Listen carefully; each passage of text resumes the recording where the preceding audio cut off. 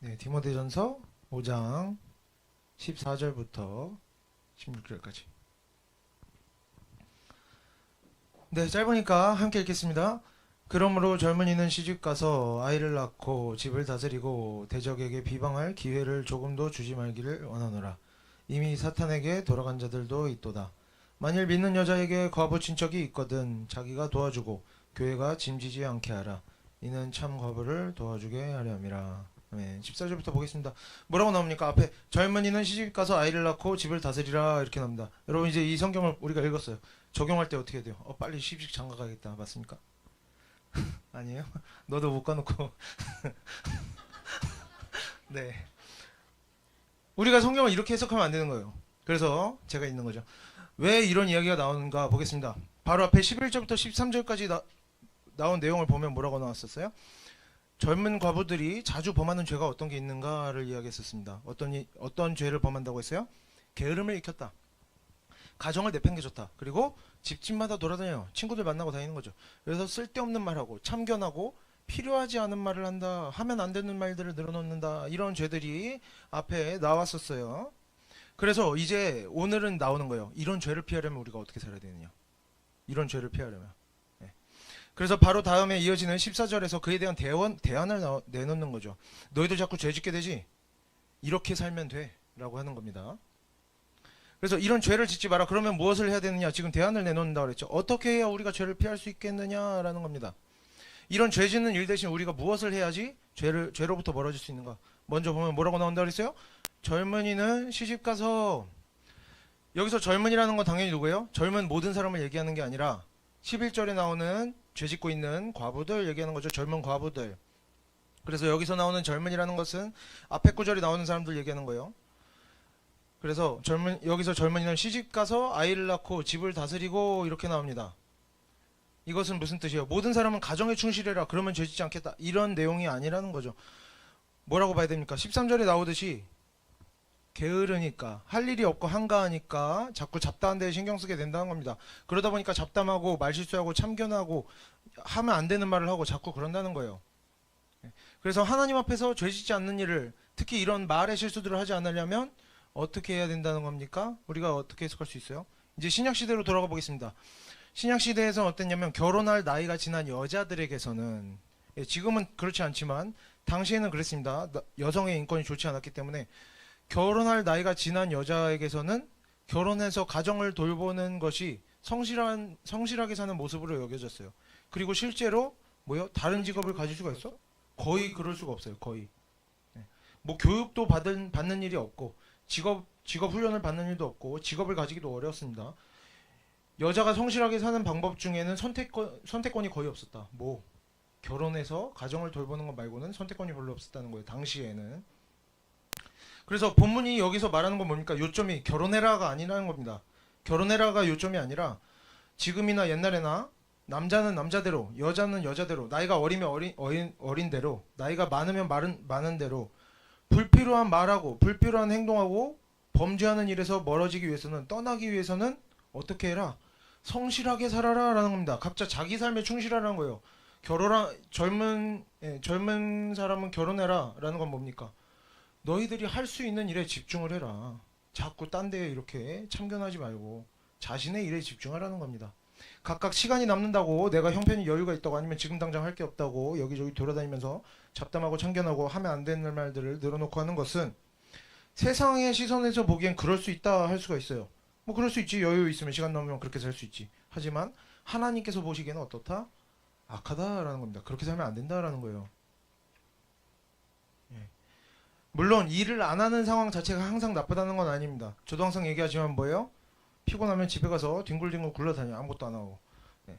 그런 게 항상 나쁘다는 거 아니에요. 물론 나쁠 때도 있죠. 저도 이렇게 살면 안 되는데 이렇게 살고 있네 할 때가 있어요.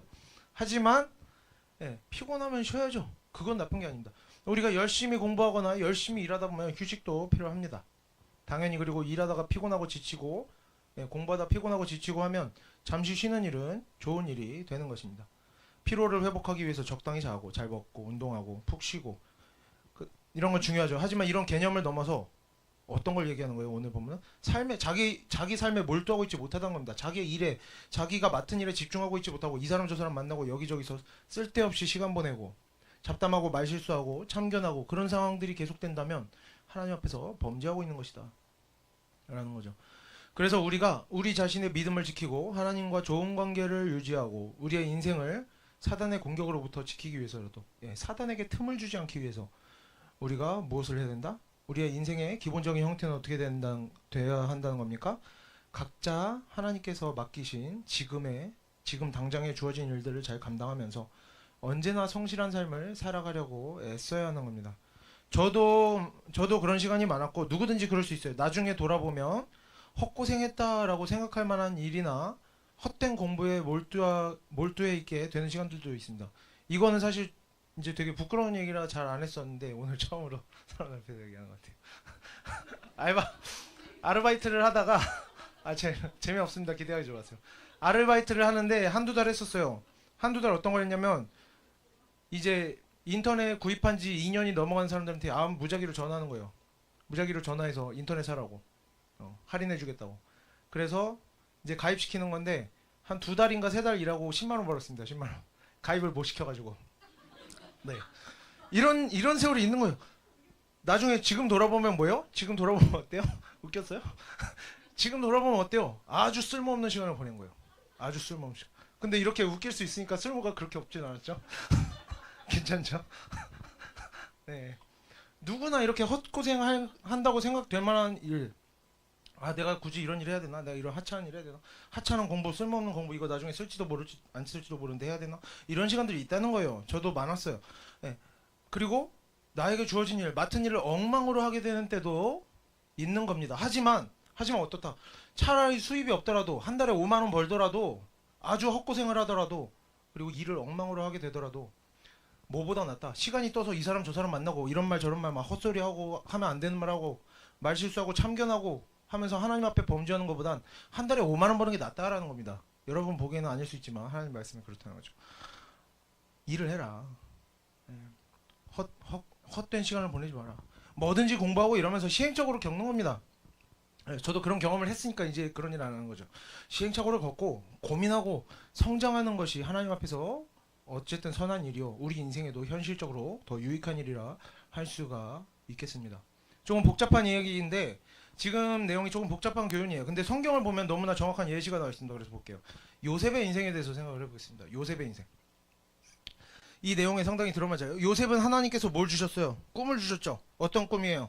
요셉 자신이 자신의 모든 형제와 부모보다 더 존귀한 자가 되는 꿈이었습니다. 꿈 내용은 궁금하면 이제 창세기 찾아보시고. 당시에 뭐 그런 꿈이었어요. 당시에 족장사였죠. 족장사였어요. 족장사라는 건 뭐예요? 요셉이 아버지 야곱과 뭐 그 어머니들 그리고 형제들 이렇게만 지낸 게 아니라는 거예요. 그들의 손님들도 있었고 그냥 같이 사는 사람들도 있었을 것이고 종들도 있었을 것이에요. 사람이 많았죠. 그런데 형제랑 부모가 다 내가 형제와 부모보다 존귀해진다 뭐예요? 그냥 가족 중에 내가 제일 나은 사람이 된다가 아니라 지금 우리가 생각하면 뭐 가족 4명 5명 중에 내가 제일 나은 사람 된다 이 정도가 아니라는 거예요. 많은 종들과 그들과 함께 머물고 있는 모든 사람보다 존귀한 자가 된다는 겁니다. 일종의 지도자가 되는 꿈이라는 거예요. 네. 엄청나게 많은 사람들 앞에서 리더십이 되는 꿈이라는 겁니다. 그런데 요셉이 꿈꾸고 어떻게 해요? 어린 나이죠. 어린 나이에요. 꿈꾸고 바로 어떻게 해요? 바로 지도자 행세 시작합니다. 어떻게? 형들 일하고 있는 모습 감시해요. 잘하고 있나 못하고 있나. 같이 일할 생각이 없어. 왜? 난 지도자니까. 그러죠. 감시합니다. 그래서 못하면 어때? 내가 지금 혼낼 수 없으니까 아버지한테 일러 바쳐요. 그럼 아버지가 혼내줘. 나 지도자 역할 잘하고 있네. 꿈대로 살고 있어. 맞죠? 형들이 작업복 입고 일할 때 뭐 어떻게 해요? 요셉은 혼자 색동옷 입고 돌아다니면서 감시합니다. 난 너희처럼 일할 필요 없어. 나는 좋은 옷 입고 때타면 안 되는 옷 입고 돌아다닐 거야. 명품 옷 입고 돌아다니는 거야. 왜? 나는 지도자니까. 그러자 어떻게 돼요? 지도자가 됩니까? 이방 나라의 노예로 팔려갑니다. 그래서 노예 생활하고 감옥 생활하면서 요셉은 바로 달라집니다. 노예로 팔려가니까 바로 어떻게 해요? 노예로서 일을 열심히 해요. 보디발의 총애를 받죠. 왜? 포기한 겁니다. 나는 더 이상 지도자가 아니다. 포기한 거죠. 요셉은 달라집니다. 예, 노예 생활하고 심지어 감옥에 들어가서도 성실하게 예, 전과 다르죠. 전에 형들이 양과 소를 기를 때 그때 성실하게 일하지 않았는데 이제 변한 겁니다. 아, 사람의 인생이 이렇게 사는 게 아니구나 깨달은 거죠. 언제? 노예로 팔려 가서야 깨달은 겁니다. 요셉은 사람들한테 그리고 뭐라고 말합니까? 나 이런 꿈 꿔서 나 지도자 될 거야가 아니라 뭐라고 말하죠? 꿈의 해석은 나에게 있지 않다. 하나님께 있다. 이렇게 요셉은 험한 세월을 지나면서 어떻게 되는 겁니까? 자기를 부인하게 되는 겁니다. 하나님만 의지하게 되는 거예요. 그리고 그렇게 변화된 후에야 요셉이 완전히 변화된 후에야 자기 자신에 대해서 완전히 포기한 후에야 하나님께서 어떻게 해주십니까? 요셉에게 주셨던 꿈을 그때 이루어 주신 겁니다. 더 이상 요셉이 그것에 관심 없을 때, 자신을 노예로서 인정했을 때, 자신의 감옥살이를 인정하고 받아들일 때에 하나님께서는 요셉에게 꿈을 이루어 주셨다는 겁니다. 요셉은 그리고 그렇게 총리의 자리에 오르게 됩니다. 하나님께서는 우리에게 꿈을 주십니다. 여러분에게도 주신 꿈들이 있을 수 있어요. 우리에게 꿈을 주시지만 동시에 하나님께서는 우리가 허황되고 교만한 태도와 마음을 버리고 겸손하게 성실하게 지금 주어진 현실을 살아가기를 원하시는 겁니다.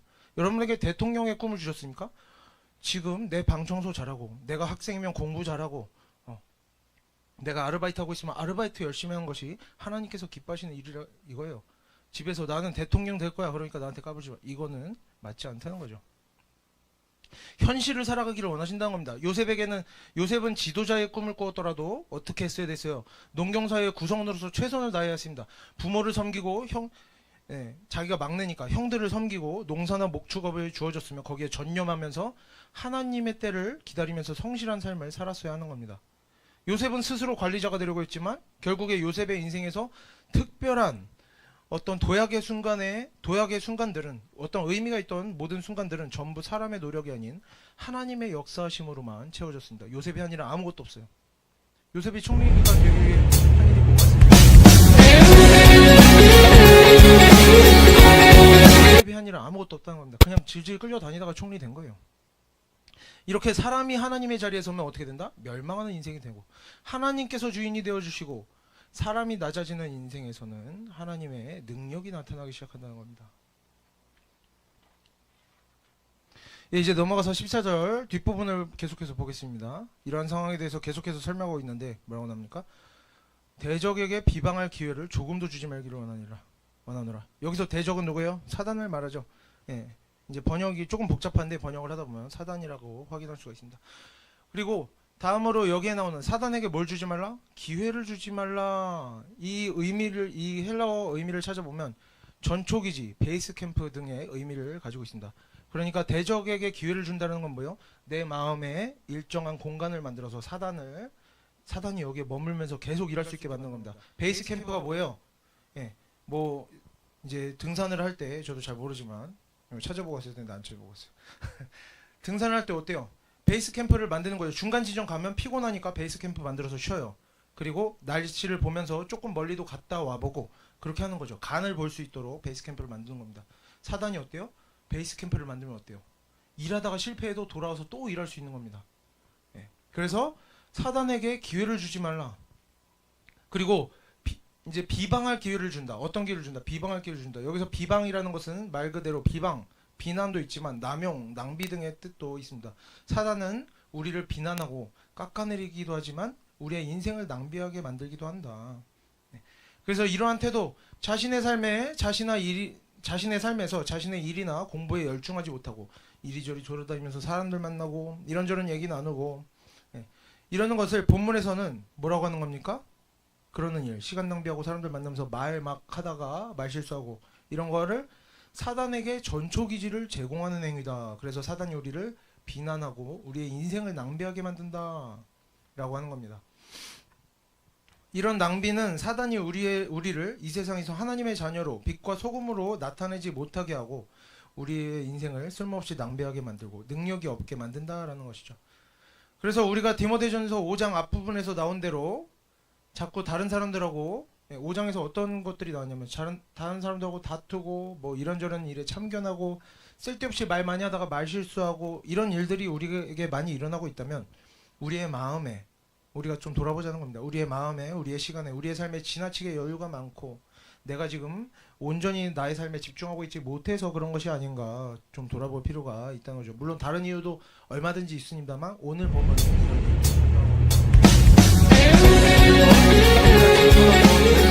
그래서 우리가 어떻게 우리의 시간을 조금 더 유익하게 사용할 수 있을까? 절약하고 좀 아껴 쓸 수 있을까? 내가 어떻게 지금의 삶에 집중하고 열중할 수 있을까?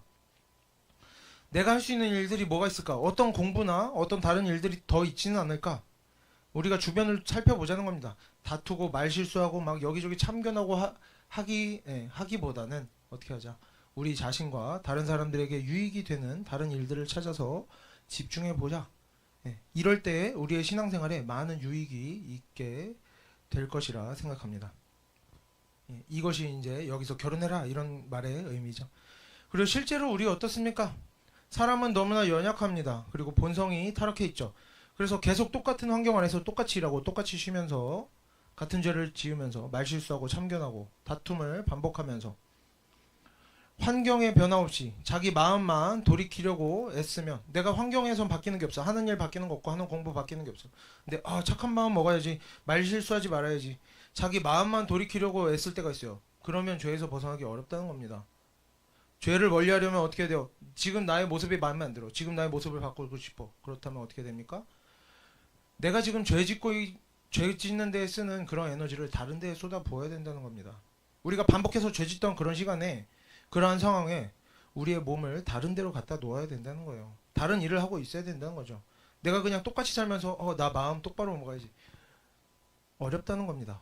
우리가 바쁘게 살고 우리의 일상에 집중을 하고 있어야 그런 죄의 습관으로부터 벗어날 수가 있게 된다는 겁니다. 그리고 우리가 죄에서 벗어나야 어떻게 된다? 대적에게 기회를 주지 않는다는 겁니다. 그래서 우리가 꼭 지금 디모데전서 본문에 나오는 것처럼 잡담하고 쓸데없는 말 늘어놓고 참견하고 그런 죄가 아니어도 각자 자신에게 죄가 있겠죠. 그리고 자기가 벗어나지 못하는 각각의 어려움들이 있습니다. 각자 자신에게 어떤 종류의 죄들이 있다면 계속해서 반복하고 벗어나지 못하는 죄가 있다면 그냥 열심히 회개만 하고 좋은 마음 먹으려고만 애쓰고 할 것이 아니라 어떻게 하자? 실제적인 대처를 하자. 우리의 몸이 우리의 생각과 우리의 힘과 능력이 죄를 짓는 데 사용하지 못하도록 그 시간에 다른 일을 하고 다른 것을 보고 하도록 우리의 환경을 바꾸고 스케줄을 바꿔보자. 그런 노력을 해보자 라는 겁니다. 그리고 그런 노력을 할 때 열매가 있다라는 거죠. 그래서 오늘 본문도 뭐라 그래요? 말실수하지 마라가 아니라 뭐예요? 결혼해라 이렇게 말하는 거죠. 뭔가 일을 하라는 겁니다. 실제적인 일을 하라는 거예요. 넘어가서 15절 보겠습니다. 15절 짧은데 함께 읽어볼게요. 이미 사탄에게 돌아간 자들도 있도다 이렇게 되어 있습니다. 디모데전서 5장 앞부분에서 나온 죄의 내용들 어떤 죄의 내용들이 나왔어요? 게으름 핀다, 잡담하고 참견하고 말실수한다 이런 죄의 목록들은 사실 어때요? 엄청난 죄예요? 뭐 사람 죽였어? 아니죠. 사소한 일이라고 볼 수도 있어요. 우리도 이런 죄를 졌는데 누가 뭐라 그래? 그럼 내가 사람을 죽였니? 도둑질을 했니? 뭐 그 정도 좀 할 수 있는 거 아니야? 말실수 좀 할 수 있는 거 아니야? 이런 거예요. 사소한 일이죠. 사소한 일이라고 볼 수 있지만 그런 일들은 어쨌든 작든 크든 뭐라고 한 거예요? 사단에게 베이스 캠프를 제공한다. 사단에게 우리의 인생에 파고들 기회를 주는 일이라는 겁니다. 그리고 사도 바울은 신약시대 당시 에베소 교회에서 실제로 젊은 과부들 중에 이런 죄들 때문에 사단에게 기회를 주고 그 결과 어떻게 됐다? 이제 15절 사단에게로 아주 돌아가 버린 사람들이 있다고 말하고 있습니다. 그러면서 성도들에게 뭐라고 합니까? 작은 죄를 하찮게 여기지 마라. 주의를 기울여라. 조심해야 한다라고 말하는 겁니다. 우리 중에 신앙생활을 잘하다가 우리가 막 봉사도 하고 뭐 아니면 심지어 뭐 목사야 막 설교도 하고 하다가 열심히 기도하고 하다가 어느 날 살인이나 강도나 사기나 도둑질을 해서 주변 사람들에게 폭력을 휘둘러서 하나님과 멀어지는 사람은 거의 없다는 거예요. 이런 경우는 거의 없죠. 우리가 하나님과 멀어지는 이유는 대체로 뭡니까? 우리의 인생이 하나님의 역사와 상관없는 인생이 되어가는 것. 우리의 인생에 하나님의 능력이 나타나지 못하는 그런 인생으로 되어버리는 것은 대부분의 그 이유가 어디에 있다? 큰 죄, 살인 강도가 아니라 작은 죄들 때문에 일어난다는 겁니다. 말실수들, 잡담하는 것들, 참견하는 것들 이런 것 때문에 하나님께서 우리의 삶에 역사하지 못하고 사단이 베이스 캠프를 만든다는 것이죠. 디모데전서 본문에 나오는 잡담하고 참견하는 말이나 우리가 일상에서 뭐 여러 가지 있을 수 있어요. 농담 삼아 던지는 한마디, 뭐 홧김에 한마디, 잠시 잠깐 나타나는 무례한 말이나 무례한 행동들, 뭐 핑계는 여러 가지죠. 피곤하고 바빠서, 뭐 기분이 어때서, 뭐 그래서 분노하는 태도와 좋지 못한 행동들. 또 어떤 것들이 있습니까? 뭐 거짓말들, 사소한 약속을 어기는 불성실함 같은 것들. 이런 것들이 어떻게 한다? 사단이 틈탈 기회를 주고, 사단이 우리의 인생에 베이스 캠프를 만들게 하고, 우리의 인생을 낭비하게 만들고, 예, 우리를 이제 비방한다, 우리를 깎아내린다, 이렇게 되는 겁니다. 이렇게 별것 아닌 죄들이 반복되면서 어떤 사람들은 어떻게 된다는 겁니까? 사단에게 아주 넘어가는 자들이 있다. 예. 그리고 성경을 봐도 이 정도까지는 아무렇게나 해도 괜찮다, 이 정도부터는 조심해라, 이 정도 죄까지는 괜찮아, 예, 해도 돼 라고 하지 않고, 성도는 하나님 앞에서 어떻게 해라? 완전하라, 온전하라, 완전한 데에 이르도록 해야 한다라고, 뭐라고? 거룩해야 한다고, 흠이 없어야 한다고 하는 이야기들이 반복해서 나옵니다. 왜 이런 이야기들이 나오는 거예요? 왜 이렇게 우리에게 과도한 요구를 합니까? 성경에서 아무도 완전할 수 없는데 왜 자꾸 우리에게 완전하라 해요? 왜냐하면 작은 틈이 우리의 인생을 멸망으로 이끌어 간다는 겁니다. 물론 완전한 사람은 없어요. 하지만 부족한 사람 사이에도 차이는 있죠. 어떻게? 부족함이 있더라도 자신의 작은 부족함들, 아주 작은 부족함들, 아주 작은 말실수들을 괜찮다고 여기며 방치하는 사람의 인생이 있고, 아주 작은 부족함도 부끄럽게 여기고 자신을 돌아보고 변화되어지려고 몸부림치는 사람의 인생이 있는 겁니다. 이 둘의 인생은 지금 당장에는 겉모습은 같을지라도, 아무 차이 없어 보일지라도, 하나님께서 주시는 약속과 축복과 하나님께서 주시는 상급에 있어서는 헤아릴 수 없는 만큼 큰 차이가 있게 되는 것입니다. 그래서 우리 성도들이 신앙생활을 하면서는 이런 마음을 가질 수 있었으면 좋겠어요. 나는 지금 너무 괜찮은 상태다. 내 신앙 멀쩡하고 난 잘하고 있다. 누가 뭐래도 난 괜찮아. 별 문제가 없다라는 생각이 든다면 그것은 누가 주는 생각이다? 사단이 주는 생각인 겁니다. 우리의 마음에 베이스 캠프를 차리고, 너 괜찮아, 너 잘하고 있어, 너 그 정도 죄 지어도 괜찮아, 너 그 정도 말실수, 그 정도 참견하는 거 괜찮아, 너 신앙 좋아 라고 사단이 말하고 있는 겁니다. 우리가 거기서 돌이킬 수 있어야 하는 겁니다. 완전하고 흠이 없는 사람은 있을 수가 없고, 사람은 누구나 부족함이 있는 것이죠. 그래서 우리가 교만함을 버리고 사단의 속삭임을 떨쳐내고 스스로 우리 자신을 하나님의 말씀에 비추어 보기 시작한다면 우리는 누구나 발견할 수 있습니다. 나 자신의 부족함을 발견할 수 있을 것이고, 우리가 우리의 부족함을 스스로 고쳐나가려고 애쓰다 보면 어떻게 되겠어요? 큰 것을 고치고 나면 점점 더 세세한 부분까지 우리가 신경 쓸 수가 있는 겁니다. 처음부터 말 한마디, 단어 하나까지 조심하라는 게 아니에요. 일단 내가 크게 짓고 있는 죄들부터 점점 더 조금씩 바꿔나가다 보면 우리가 점점 더 이렇게 깨끗해질 수 있는 겁니다. 그리고 이렇게 계속해서 우리가 하나님 앞에서 자라가다 보면 점점 더 온전하지는 못하지만 점점 더 거룩한 모습으로 하나님 앞에 살아갈 수 있게 되는 것이죠. 그리고 점점 더 우리가 깨끗해진다면 우리의 삶에 어떻게 된다? 점점 더 많은 하나님의 역사와 능력이 나타나게 되는 겁니다.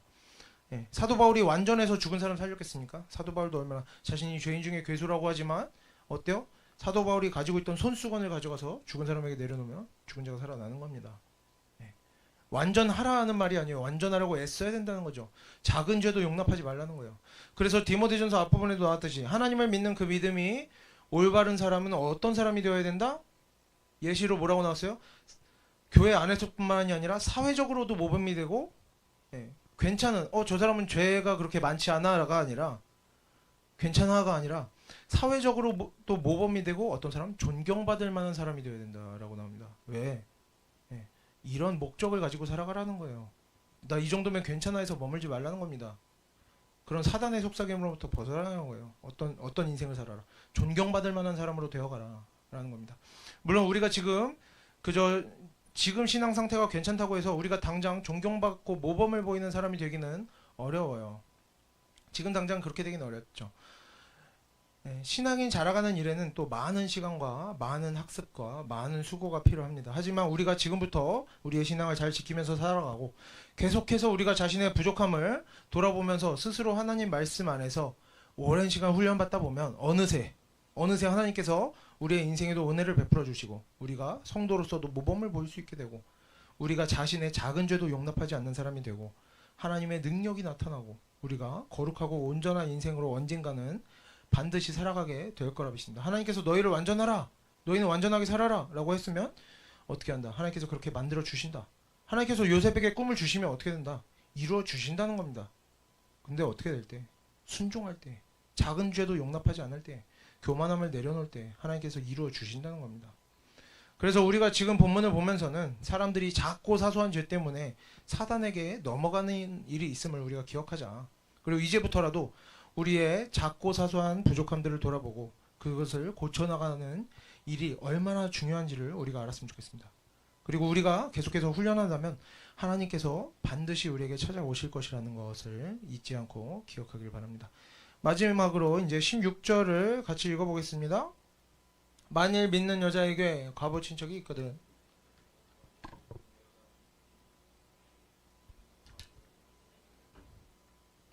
이 본문은 당시 에베소 교회가 처한 상황 안에서 여러 가지 의미를 담고 있는데요. 먼저 이야기하기도 했고 지금 본문에도 나와 있듯이 교회에서 구제 사업을 할 때는 정말 도움이 필요한 사람을 도와줘야지 이렇게 주변에서 도움을 받을 수 있는 사람들도 막 도와주면 안 된다. 교회의 자원을 낭비하는 일이 있어서는 안 된다. 또 뭐예요? 오늘 본문 앞부분에서는 이제 계속해서 이어서 게으르게 사는 젊은 과부를 비판했었죠. 그래서 어떤 의미도 있어요? 지금 16절 본문은 성도가 할 수 있는 일을 교회가 하도록 하지 마라. 우리의 가족 중에 과부 친척이 있으면 도와줄 능력이 있으면 직접 도와줘라. 그래서 성도 자신이나 그 가족이나 이제 그 과부나 그저 도움만 무작정 받으려고 하지 말고 게으른 삶으로부터 벗어나라 하는 겁니다. 자신이 할 일을 해라. 자신의 삶에 집중해라 라는 겁니다. 스스로 어려움을 헤쳐나가기를 노력해라 라는 이런 의미도 있는 것이죠. 하나님 없이 살아가는 사람들에게는 이런 말씀은 의미 없을 수 있어요. 불법적인 방법을 써서라도 어떻게든 다른 사람에게 이제 도움을 청하고 막 거짓말을 하고 부풀려더라도 당장 내 문제만 해결하면 그것이 잘 사는 것처럼 보일 수도 있습니다. 하지만 우리 하나님의 자녀들에게는 지금 문제 해결하냐 못하냐 이런 것도 중요하지만 그 과정이 어떠냐, 어떻게 네가 너의 문제를 해결했느냐, 어떻게 우리들이 우리의 목적들을 이루어갔느냐, 그 과정이 어떠냐, 이것도 매우 중요하다고 할 수가 있겠습니다.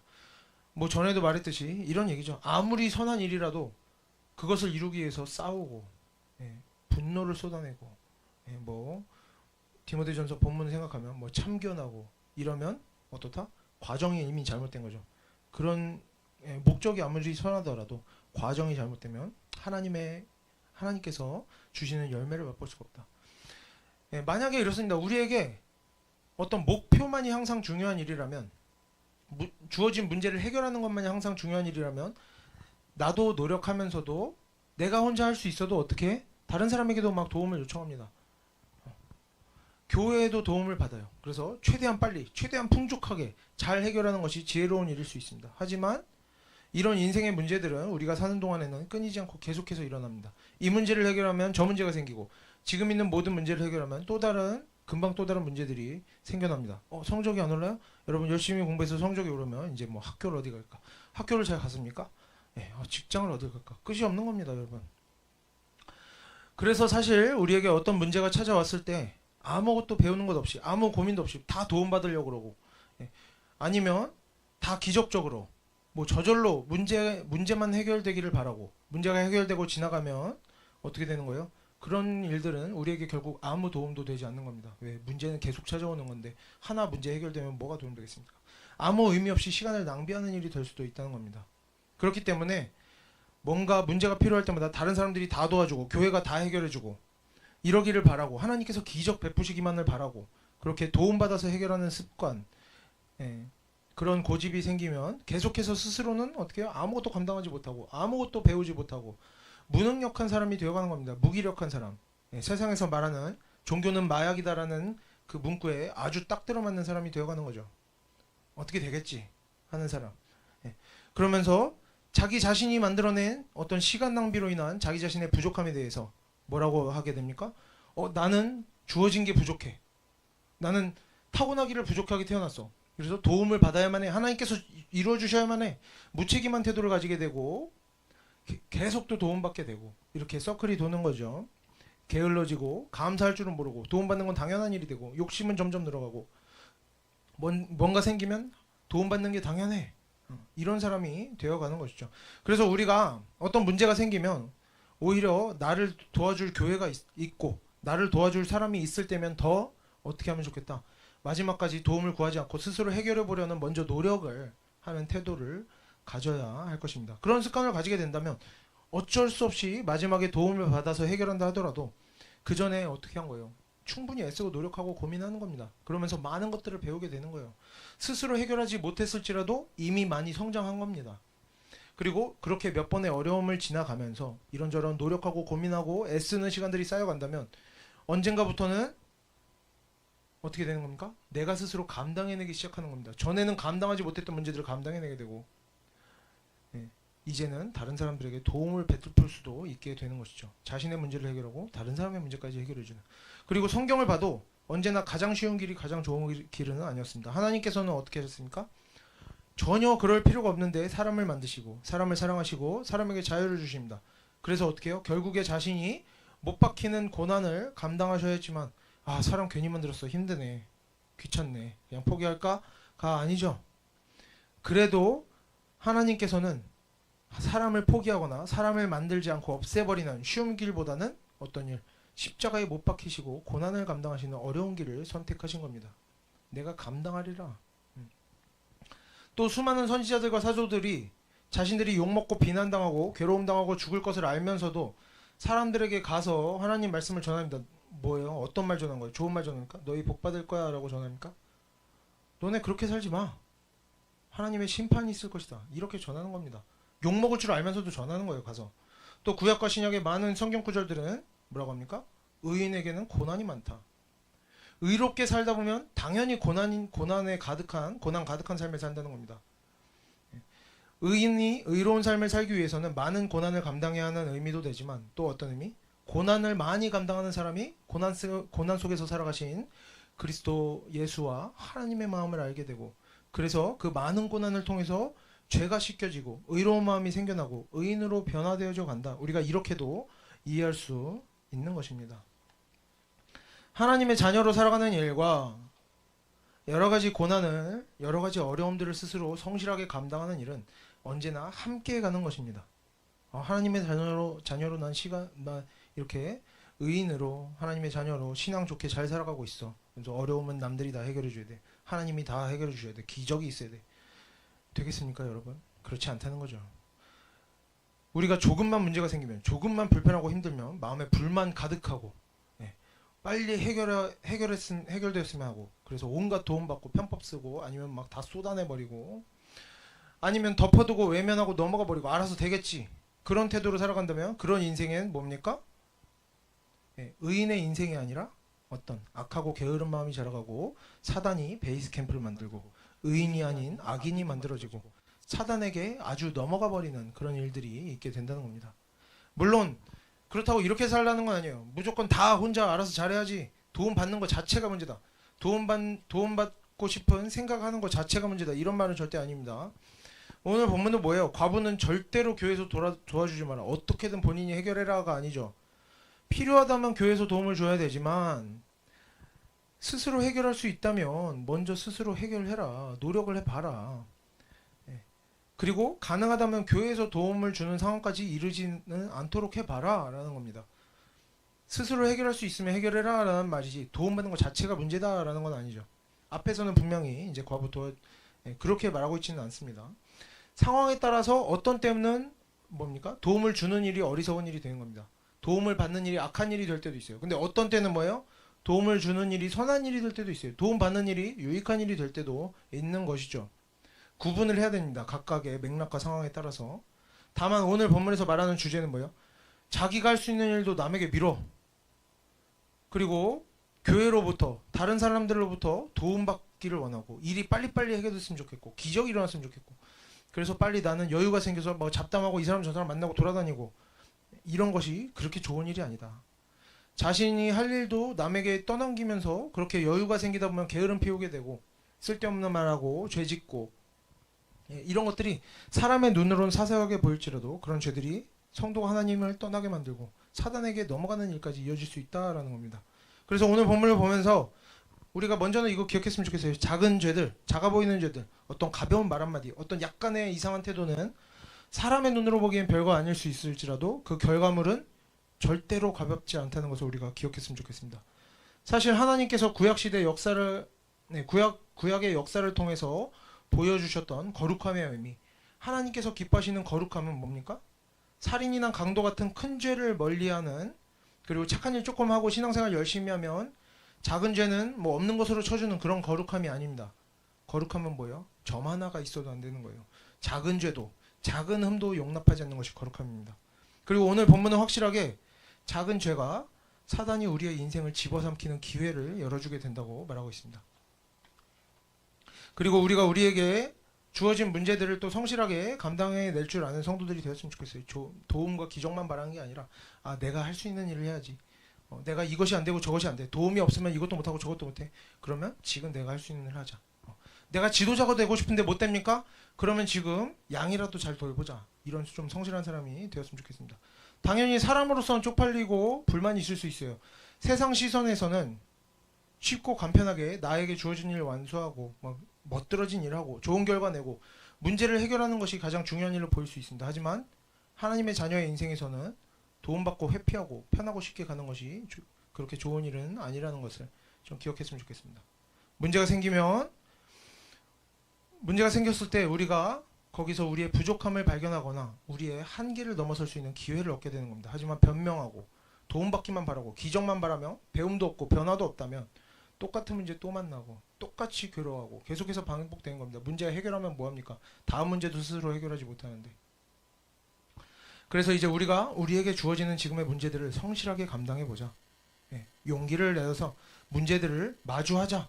덮어놓지 말고 마주하자는 겁니다. 그래서 하나님과 동행하는 삶을 살아가면서 지혜와 능력을 얻어가고 지금은 좀 고생하더라도 이후에는 스스로 우리가 문제를 해결할 수 있는 힘과 지혜를 얻어가자. 그래서 우리가 그렇게 힘을 얻고 지혜를 얻고 능력을 얻고 경험이 쌓이고 그렇게 우리가 하나님의 자녀로 자라가게 되기를 바랍니다. 그리고 마지막으로 우리가 우리의 시간을 언제나 하나님 앞에서 성실하게 채워가는 성도들이 되었으면 좋겠습니다.